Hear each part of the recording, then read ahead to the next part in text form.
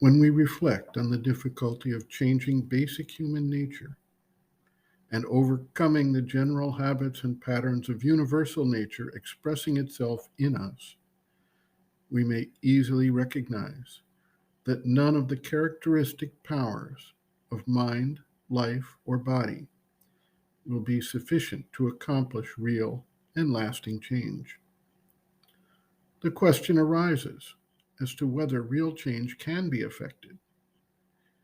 If we look at the real changes that took place when life manifested in matter and when mind manifested in life, it becomes obvious that the evolutionary cycle will eventually bring forth the next power of consciousness, which indeed has the capacity to effectuate real change.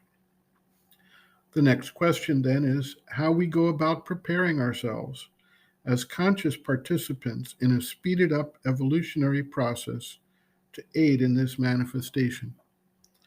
Sri Aurobindo describes two methods that can aid in this endeavor.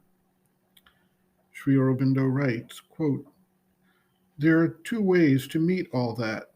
First, that of the self, calm, equality, a spirit, a will, a mind, a vital, a physical consciousness that remain resolutely turned towards the divine and unshaken by all suggestion of doubt, desire, attachment, depression, sorrow, pain, inertia.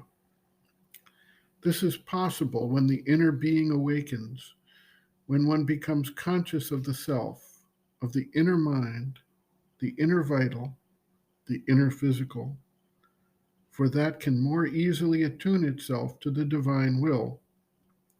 And then there is a division in the being as if there were two beings, one within, calm, strong, equal, unperturbed, a channel of the divine consciousness and force, one without, still encroached on by the lower nature. But then the disturbances of the latter become something superficial, which are no more than an outer ripple. Until these, under the inner pressure, fade and sink away, and the outer being too remains calm, concentrated, unattackable. There is also the way of the psychic. When the psychic being comes out in its inherent power, its consecration, adoration, love of the divine, self-giving, surrender, and imposes these on the mind, vital, and physical consciousness, and compels them to turn all their movements Godward.